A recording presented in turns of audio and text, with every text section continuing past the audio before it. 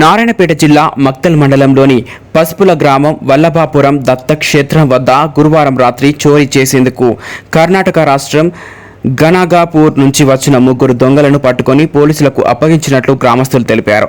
ఈ ముఠా ఇంతకు ముందే శివరాత్రి రోజున ఇదే దత్తాత్రేయ క్షేత్రం దగ్గర చోరీకి పాల్పడినప్పుడు పట్టుకొని పోలీసులకు అప్పగించారు. మళ్లీ ఇందులో ఒకరు ముగ్గురిని వెంట తీసుకొని గురువారం రాత్రి దొంగతనానికి పాల్పడుతుండగా అది గమనించిన భక్తులు పట్టుకోవడం జరిగింది. ఈ దొంగ ముఠాలు ఆయా గ్రామంలోని గొర్రెలు, మేకలు, పండ్లు గాని ఎత్తుకుపోవడం అలాంటివి చేయడం జరుగుతుంది. ఈ మేరకు ప్రతి గ్రామంలోని ప్రజలు అప్రమత్తంగా ఉండాలని మక్తల్ పట్న పోలీస్ ఎస్ఐ రాములు తెలిపారు.